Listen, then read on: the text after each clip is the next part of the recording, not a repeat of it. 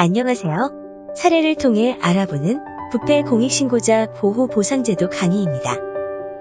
이번 강의는 부패 공익신고의 개요와 처리 절차, 그리고 신고자에 대한 보호 및 보상제도에 대하여 알아보도록 하겠습니다.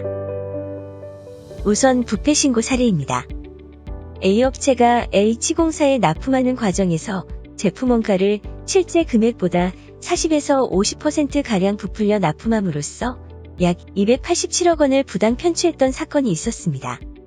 이 사건은 A업체의 내부 직원이 국민권익위원회에 신고함으로써 세상에 알려질 수 있었는데요.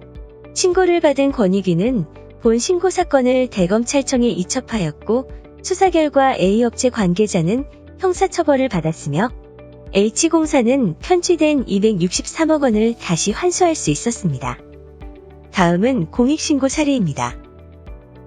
자동차 생산업체인 B사는 판매 중이던 자동차에 엔진 등의 부품 결함이 있음을 인지하였음에도 리콜 조치를 하지 않고 무상 보증 수리로만 대체해왔습니다. 이 사건도 역시 B사 내부 직원이 국민권익위원회 등에 신고함으로써 부품 결함 사실이 밝혀지게 되었습니다. 이러한 신고 덕분에 약 33만 대의 자동차가 리콜 조치되었으며 업체 관련자 다수가 기소되었습니다. 또한 감사원이 국토부 등을 대상으로 자동차 인증 및 리콜 관리 실태 감사를 실시하게 된 계기가 되었습니다.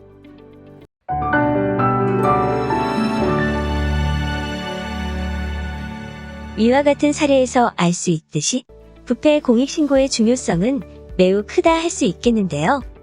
그러면 부패 공익신고란 무엇인지, 그리고 이에 따른 긍정적 효과는 무엇인지 알아보겠습니다. 그럼 부패 신고란 무엇일까요? 부패방지권익위법 제2조 제4호에 따른 부패행위란 첫째, 공직자가 직무와 관련하여 지위나 권한을 남용하거나 법령을 위반하여 자기 또는 제3자의 이익을 도모하는 행위. 둘째, 공공기관의 예산집행, 재산관리, 계약과정 등에서 법령을 위반하여 공공기관의 재산상 손해를 가하는 행위를 말합니다. 아울러 이와 같은 행위나 그 은폐를 강요, 유인하는 행위 또한 부패행위에 해당하며 이러한 부패행위를 국민권익위원회나 피신고자의 소속기관, 지도감독기관에 신고하는 것을 부패신고라 합니다. 공익신고란 국민의 건강과 안전, 환경, 소비자의 이익, 공정한 경쟁, 그 밖에 이에 준하는 공익을 침해하는 공익침해행위가 발생했거나 발생할 우려가 있다는 사실을 공익신고기관에 신고, 진정, 제보, 고소, 고발하거나 수사의 단서를 제공하는 것을 말합니다. 여기서 공익침해행위란 앞서 열거한 국민의 건강과 안전 등 공익을 침해하는 행위로서 공익신고자 보호법에서 열거하고 있는 471개 공익신고 대상 법률의 벌칙 또는 행정처분의 대상이 되는 행위를 말합니다. 각 분야별 공익침해 행위는 무자격 의료행위, 부실시공, 오염물질 배출 등 화면의 내용을 참고해 주시기 바랍니다. 다음은 신고성 민원에 대해 살펴보겠습니다. 여기서 신고성 민원이란 각종 민원 창구로 접수된 민원 중 부패 공익침해 행위를 신고한 민원을 말하는데 부패나 공익신고의 전용 창구가 아닌 곳을 통해 들어온 경우라도 신고자가 자신의 인적사항을 밝히고 피신고자를 특정하여 부패나 공익침해 행위의 내용과 그 증거를 신고기관에 제출한 신고는 부패신고나 공익신고에 해당되어 부패방지권익위법이나 공익신고자 보호법의 적용을 받을 수 있습니다. 그러면 부패 공익신고는 왜 필요한 것일까요?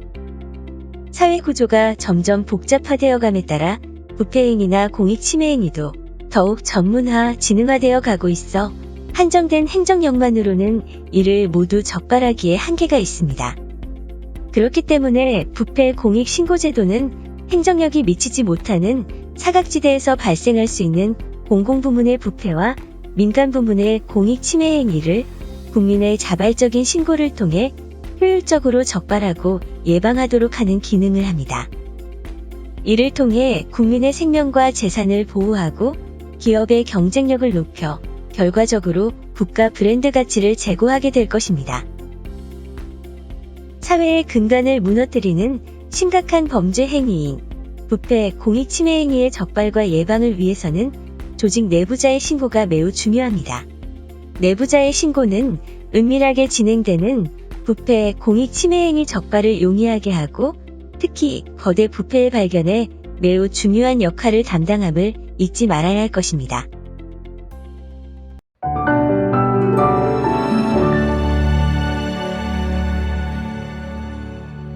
다음은 부패 공익신고 방법과 처리 절차에 대해 알아보겠습니다. 부패 및 공익신고는 누가 어느 곳에 할 수 있을까요? 부패 공익신고는 누구나 가능하며 국민권익위원회 또는 수사기관 등을 포함하여 법령에서 정하고 있는 신고기관에서 신고할 수 있습니다. 특히 공직자는 직무를 수행하면서 부패행위나 공익침해행위를 알게 된 경우 부패방지권익위법 제56조 공익신고자보호법 제7조에 따라 국민권익위원회 또는 수사기관 등에 신고해야 할 의무가 있습니다. 이번에는 부패신고와 공익신고 방법에 대해 알아보겠습니다. 부패신고나 공익신고를 하려는 사람은 신고자 본인의 인적사항을 기재하고 신고 대상과 신고 내용을 기재한 기명의 문서로 신고해야 하며 이때 부패행위 또는 공익침해행위의 증거를 함께 첨부해야 합니다.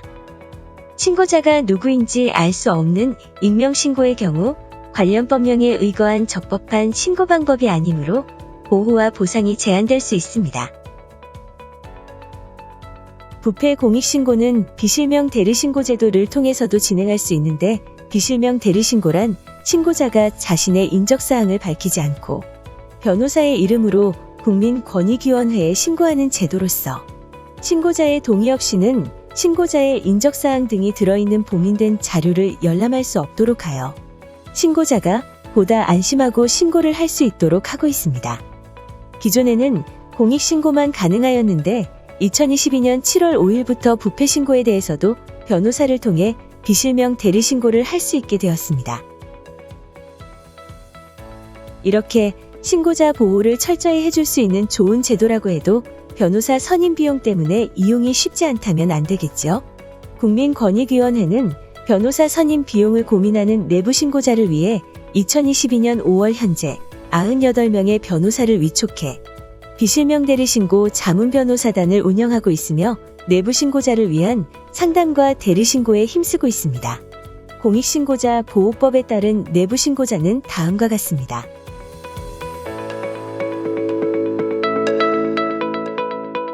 다음은 국민권익위원회에 접수된 부패 공익신고의 처리 절차입니다.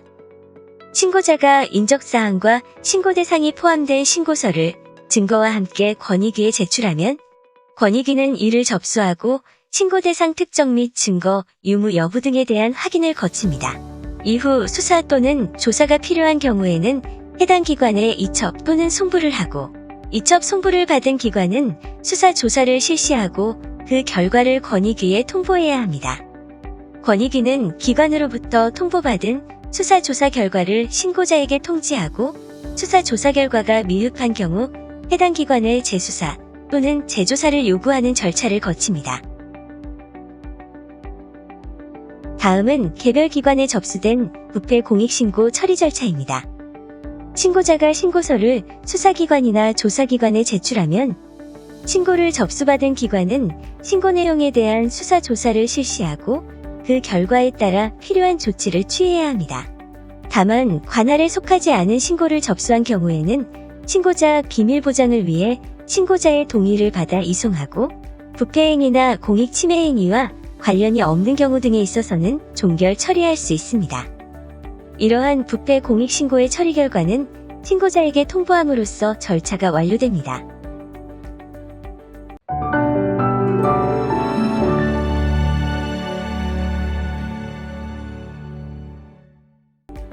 그러면 신고 처리 시 유의해야 할 중요사항은 무엇일까요?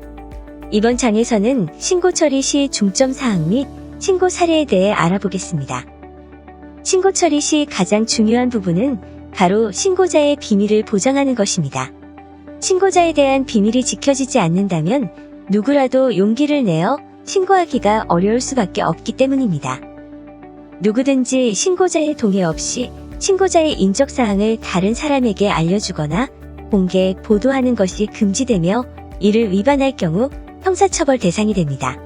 특히 공익신고의 경우는 조사를 통해 공익침해 행위가 발견되기 전에는 피신고자 인적사항 등을 포함한 신고 내용 공개를 금지하고 있습니다.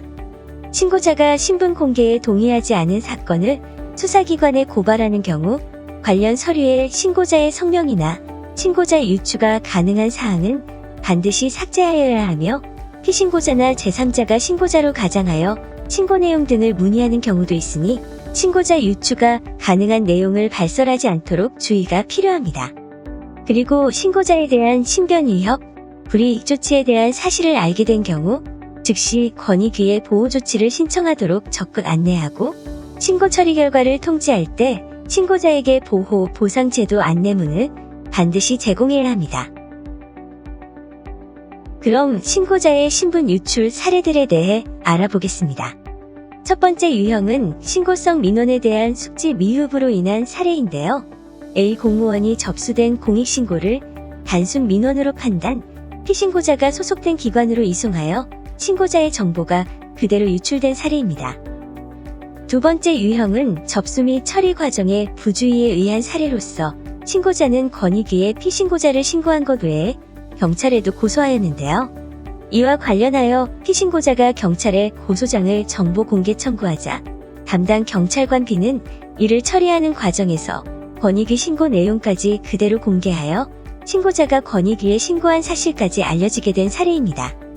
다음은 세 번째 유형으로 조사, 수사 및 소송 과정에서의 부주의에 의한 사례로서 유통기한 위반 신고를 접수한 시 공무원이 피신고업체를 조사하는 과정에서 증빙자료인 영수증을 그대로 보여주어 신고자의 정보가 피신고업체에 노출된 사례입니다. 다음은 네 번째 유형으로 보도자료 등을 통해 언론에 신고자의 정보가 노출된 사례로 신고자 A가 소속 병원의 의료법 위반 행위를 신고했는데 경찰은 해당 사건의 수사 결과에 관한 보도자료를 내면서 신고자의 구체적인 직급을 언급하여 신고자의 신분을 유추할 수 있게 한 사례입니다. 다음은 신고자의 신분 유출 사례에 이어 부패신고 및 공익신고의 사례에 대해 살펴보겠습니다. 우선 부패신고 중 공직자의 사익도모 행위에 관한 내용으로서 첫 번째 사례는 경찰 공무원 A가 소속 경찰서 타 부서 직원인 B에게 사건 무마 청탁을 하는 대가로 모범 선행 경찰관 선발 시 B를 추천하고 허위의 공적조서를 작성한 의혹을 신고한 사례입니다. 다음은 보조금 부정수급에 관한 신고로서 사립유치원 원장 B가 실제 근무하지 않은 배우자를 직원으로 허위 등록하여 인건비를 지급하고 배우자를 사학연금에 가입시킨 후 회사 처리하여 퇴직 일시금과 퇴직수당 등 사학연금을 편취한 것을 신고한 사례입니다. 또 다른 부패신고 사례로는 공공기관을 재산상 손해를 입힌 사례로서 이 공공기관의 법무담당자가 이 공공기관이 재판에서 승소하여 소송 비용을 회수할 수 있음에도 아무런 조치를 취하지 않아 이 기관에 재산상 손해를 입힌 사례이며 또 다른 사례는 공무원 F가 출장 후 조기 복귀하였음에도 공무 상황을 변경하지 않고 출장 여비를 과다 수령한 사례입니다. 이번에는 공익신고 사례입니다. 건강 분야로는 요양원에서 향정신성의약품 접수대장을 실제와 다르게 기재하여 사용한다는 것을 신고한 사례가 있고 안전 분야로는 배수로 공사를 실시하면서 일부 구간에 대해 미설치하는 등 부실 시공을 하였다고 신고된 사례가 있습니다.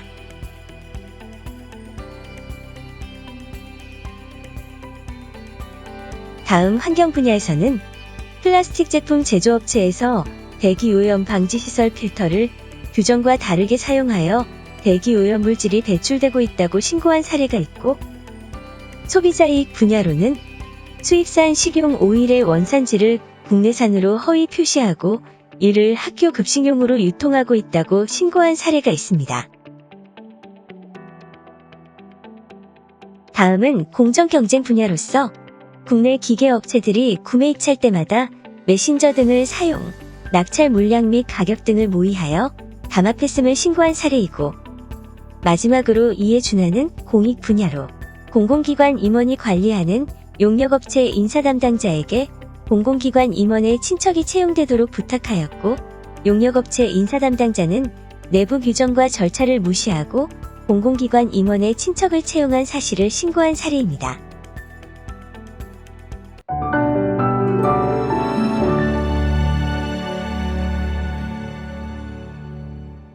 지금까지 부패신고 및 공익신고의 여러 사례들을 살펴보았는데요. 다음은 이번 강의의 가장 핵심 내용인 신고자 보호제도에 대해 알아보겠습니다.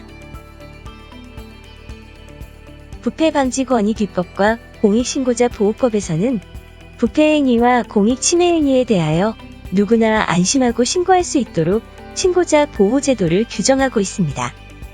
신고자는 비밀보장, 신분보장, 신변보호, 책임감면 등의 보호를 받을 수 있습니다. 다음은 신고자 보호신청 처리 절차입니다. 신고자나 협조자가 권익위에 보호신청을 하면 권익위는 관련자에 대한 조사를 실시하고 위원회의 심의 및 의결을 거쳐 신고자 보호 결정을 하게 됩니다. 부패 공익신고자 보호의 첫걸음은 비밀보장입니다. 누구든지 신고자의 동의 없이 신고자의 인적사항이나 신고자임을 미루어 알 수 있는 사실을 알려주어서는 안 됩니다. 만약 이를 위반할 경우 5년 이하의 징역 또는 5천만 원 이하의 벌금형에 처해질 수 있습니다. 이어서 비밀보장 의무를 위반한 사례를 살펴보도록 하겠습니다. 신고자는 A공사에 공사비를 부풀려 처리하라는 상사의 부당한 업무 지시를 신고했는데요. 신고 처리 담당자가 A공사에 관련 자료를 요청하면서 신고자의 인적사항이 포함된 신고서를 그대로 A공사에 보내 신고자가 노출된 경우입니다. 이에 부패 신고자는 신고 처리 담당자의 비밀보장 의무 위반 확인을 권익위에 요구하였고, 권익위는 신고자 비밀보장 의무를 위반하였다고 판단, 신고 처리 담당자에 대한 징계를 요구한 사례입니다. 다음은 공익신고와 관련하여 비밀보장 의무를 위반한 사례로서 연예인 D의 마약 구매 및 투약 사실과 관련하여 신고자가 권익위에 공익신고하였으나 A 언론사 보도로 인해 신고자의 신원이 공개되자 권익위에서 A 언론사와 해당 기자를 비밀보장 의무 위반으로 고발 조치한 사례입니다.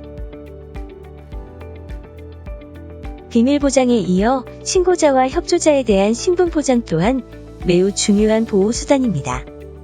누구든지 신고자나 협조자에게 신고 등을 이유로 신분상, 행정적 또는 경제적 불이익 조치를 할 수 없으며, 또한 누구든지 신고 등을 하지 못하도록 방해하거나 신고자에게 신고의 취소를 강요하지 못하도록 규정하고 있으며, 이를 위반할 경우에도 역시 형사처벌 대상이 됩니다. 다음은 불이익 조치의 유형에 따른 형사처벌 내용으로서 앞서 언급한 각종 신분상, 행정적 또는 경제적 불이익 조치들과 이에 따른 형사처벌의 내용입니다.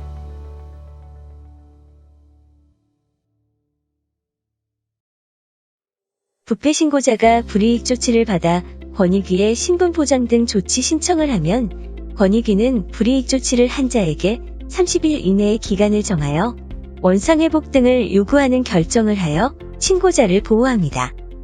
신분보장 등 조치 결정을 이행하지 않으면 형사처벌 대상이 될 수 있고, 또한 결정을 이행할 때까지 매년 2회, 일회당 최대 3천만 원 이하의 이행강제금이 부과됩니다.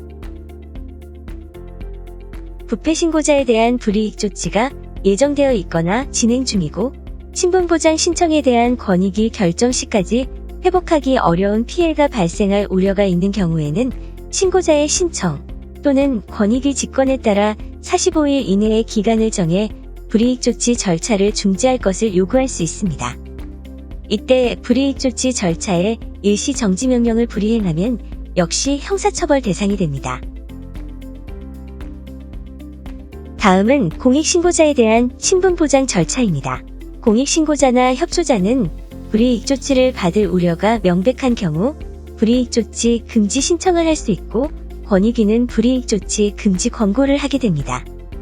불이익 조치를 이미 받은 경우 보호 조치 신청을 할 수 있고 권익위는 불이익 조치를 한 자에게 30일 이내의 기간을 정하여 원상회복 등을 요구하는 보호 조치 결정을 합니다. 확정된 보호 조치 결정 불이행 시 형사처벌 및 이행강제금 부과 대상이 됩니다. 다음은 부패 신고자에 대한 신분보장 사례에 대해 알아보겠습니다. 신고자는 모 공사 사장이 채용시험에서 면접 점수 조작을 지시했다는 의혹을 신고했고, 이후 신고자는 해당 공사로부터 해임 처분을 받게 되어 권익위에 해임 처분을 취소해달라는 신분보장 조치를 요구하게 됩니다. 이에 권익위는 해당 공사 사장에게 신고자의 원상회복을 요구하고 불이익 조치자에게 과태료를 부과한 사례입니다. 이번에는 공익신고자에 대한 신분보장 사례인데요. 어린이집 교사인 신고자는 어린이집의 부실급식과 아동학대에 대해 공익신고를 하였으나 시정명령 처분을 받은 어린이집 원장이 운영정지 처분을 받은 것처럼 속여 신고자에게 사직서를 요구한 경우입니다. 이에 신고자는 권익위에 보호조치를 신청하였으며 권익위는 어린이집 원장에게 사직 처리 취소를 요구하였습니다. 신고자 협조자와 그 친족 또는 동거인은 공익신고 등을 이유로 생명, 신체에 중대한 위해를 입었거나 입을 우려가 명백한 경우 권익위에 신변보호 조치를 요구할 수 있습니다. 권익위는 신변보호가 필요하다고 인정되면 경찰관서의 장에게 신변보호 조치를 하도록 요구하고 경찰관서의 장은 법령이 정하는 바에 따라 신변보호 조치를 하게 됩니다. 신변보호의 방법으로는 참고인이나 증인으로 출석, 귀가시 동행, 대상자의 주거에 대한 주기적 순찰 등이 있습니다. 다음은 부패 신고자에 대한 신변보호 사례로서 공사업체인 D사에서 시설물 일부를 미시공한 의혹을 신고하자 피신고자 측으로부터 미행을 당하는 등 신변에 불안을 느낀 신고자가 권익위에 신변보호 조치를 요구한 경우입니다. 이에 권익위는 신고자에 관할 경찰서에 순찰 강화 등 신변보호 조치를 취하도록 요구한 사례입니다. 이번에는 공익신고자에 대한 신변보호 사례로서 신고자가 자재 구매단가에 부당인상 의혹을 신고하자 피신고자가 폭력배를 동원, 신고 취하를 강요하는 등 신변상의 위협을 가하였습니다. 이에 신고자는 권익위에 신변보호 조치를 신청하였고 권익위는 관할 경찰관서장에게 주기적 순찰 등 신변보호 조치를 요구한 사례입니다. 다음은 책임감면 제도입니다. 부패 공익신고와 관련하여 신고자 등의 위법 행위가 발견된 경우 그 형이나 징계 등의 감면을 받을 수 있습니다. 또한 부패 공익신고 내용에 직무상 비밀이 포함되어 있어도 직무상 비밀 준수 의무를 위반하지 않은 것으로 보며 피신고자가 공익신고로 인하여 손해를 입은 경우에도 공익신고자에게 손해배상을 청구할 수 없습니다. 그럼 책임 감면 사례를 살펴보겠습니다. 우선 부패 신고 사례로 신고자는 소속단체에 보조금 부정사용 의혹을 신고하였는데 1심에서 신고자의 가담행위에 대해 징역형을 선고하였습니다. 이에 권익위가 법원에 책임 감면 제도를 안내하였고 2심에서 신고자의 형량이 벌금 200만 원으로 감형된 사례입니다. 다음은 공익신고 사례로 입찰 담합행위를 A기관에 자진신고한 신고자가 부정당업자로 입찰 참가 자격의 제한 처분을 받으면서 책임 감면을 신청한 경우입니다. 이에 대해 권익위는 해당 행정처분기관의 장에게 입찰 참가 자격의 제한 처분의 면제를 요구한 사례입니다. 부패방지권익위법과 공익신고자 보호법은 신고자와 더불어 부패 및 공익신고의 협조자도 신고자와 동일한 보호를 받을 수 있게 규정하고 있습니다. 여기서 신고 협조자란 신고와 관련하여 신고자 외에 진술, 증언, 자료 제출 등으로 수사 및 조사에 조력한 자를 말합니다.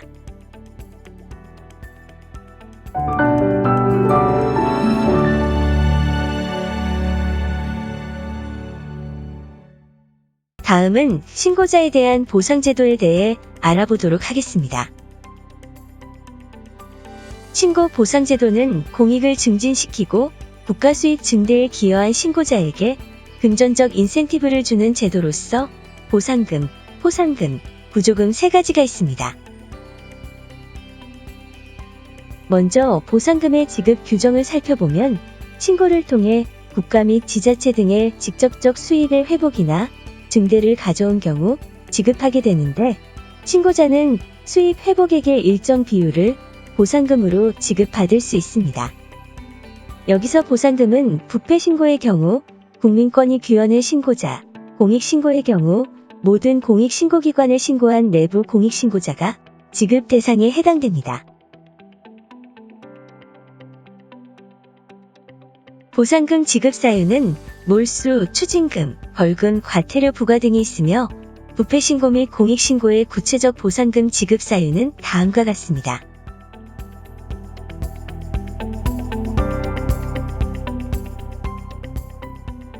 그리고 보상금 지급 절차는 다음과 같습니다.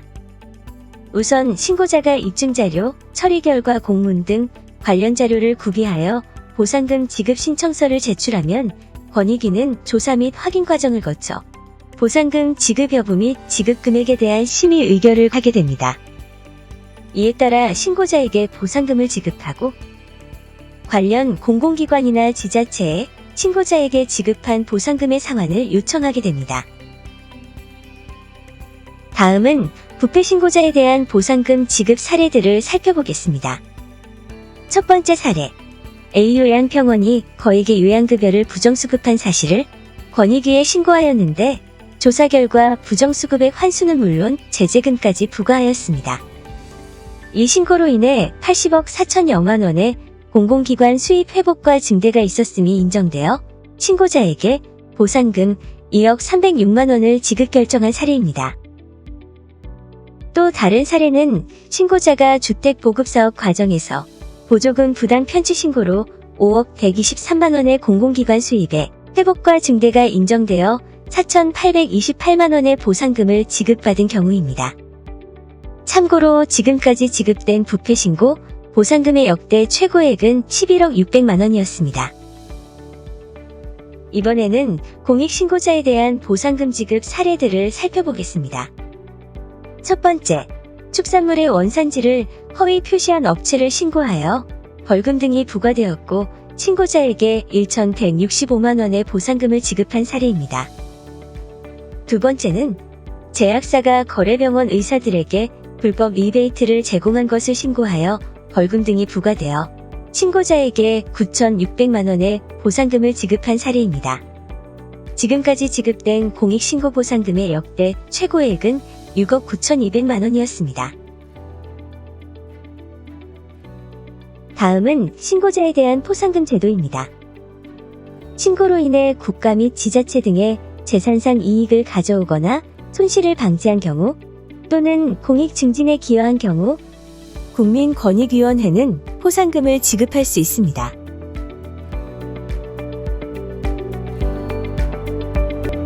포상금은 피신고자에 대한 형의 선고 등이 있거나 신고로 제도 개선이 이루어지는 등 공익 증진에 기여가 있다고 인정되는 경우 지급하고 있습니다. 구체적인 포상금 지급 사유는 다음과 같습니다.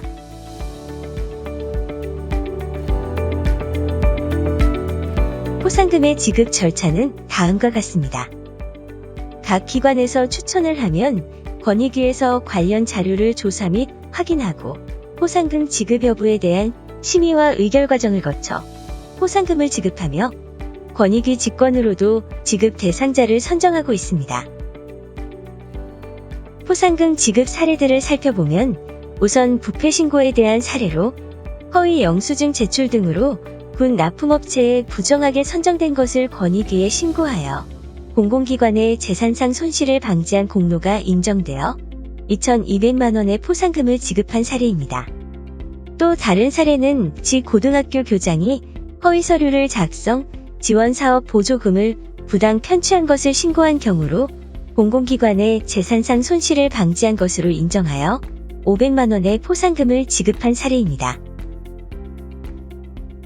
다음은 공익신고에 대한 포상금 지급 사례로 A병원에 불법의료 행위를 신고하여 A병원에 대한 영업정지 처분이 이루어졌고 공익침해 행위를 방지한 것으로 판단되어 500만 원의 포상금을 지급한 사례가 있습니다.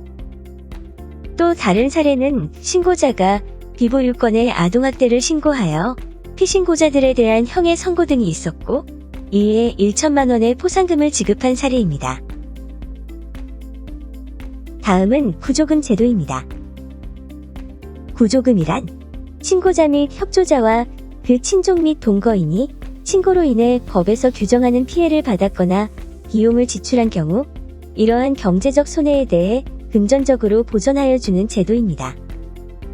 구조금 지급 사유는 육체적, 정신적 치료비, 이사비 등이 있으며 관련 법률이 개정되어 부패신고는 2022년 7월부터 공익신고는 2021년 10월부터 신고로 인한 모든 쟁송 절차에 소요된 비용에 대해서도 구조금 지급이 가능하게 되었습니다. 구조금 지급 절차는 다음과 같습니다. 신고자가 필요 서류를 구비하여 구조금 지급 신청을 하면 권익위에서 조사 및 확인을 한 후 심의와 의결 과정을 거쳐 구조금을 지급하게 됩니다. 이러한 구조금 지급 사례를 살펴보면 불량한 재료를 사용해 식품을 제조 및 유통한 업체를 신고한 신고자가 공익신고 후 퇴사 처리되어 권익위에 구조금 지급을 신청한 경우입니다. 이에 권익위는 신고자의 퇴사 이후부터 재취업까지 임금 손실액인 1,393만 원의 구조금을 지급하였습니다. 다음 사례는 정부 연구기관 연구원이 입찰비리 등을 권익위에 신고한 후 강제 전보와 직장 내 괴롭힘을 당해 정신과 치료를 받았다며 구조금을 신청한 경우입니다. 이에 권익위는 치료비 지출과 공익신고와의 인과관계를 인정하여 50만 원의 구조금을 지급하였습니다. 부패나 공익침해 행위는 신체의 암세포와 같이 하나의 그리고 작은 부조리가 만연하여 사회 및 국가를 병들게 만듭니다. 영정공서는 홍콩의 독립적인 반부패 수사기구로서 독자적인 수사권을 갖추고 있습니다. 기관의 입구 로비에는 부패는 지탄받을 행동이라는 커다란 문구가 새겨져 있는데요. 부패에 대한 경계와 부패 방지에 대한 시스템의 구축, 아울러 부패는 지탄받을 행동이라는 사회적 인식 제고를 명기하고 있습니다. 정재승 교수는 배신이란 책에서 지식인의 책무에 대해 다음과 같이 정의하였습니다. 내 집단의 이익보다 더 큰 집단에 대한 신뢰를 지키려는 노력은 인간만이 할 수 있는 배신이며 이러한 행동은 배신이 아니라 지식인의 당연한 책무라 언급했습니다. 정의를 기반으로 한 이러한 실천이 건전하고 이상적인 더 큰 공동체의 유지와 실현을 위해 꼭 필요한 행동임을 누구나 잊지 말아야 할 것입니다. 지금까지 부패 공익신고자에 관한 보호 및 보상제도와 여러 사례들에 대해 알아보았는데요. 제도에 대한 명확한 인지와 규정의 준수, 신고에 대한 사회적 인식의 올바른 제고가 반드시 필요하다 할 수 있습니다. 세상을 바꾸는 당신의 용기에 박수를 보내며 부패 공익신고를 통한 정의의 실천으로 더욱 건강하고 살기 좋은 대한민국이 실현되리라 생각됩니다. 지금까지 시청해주셔서 감사합니다.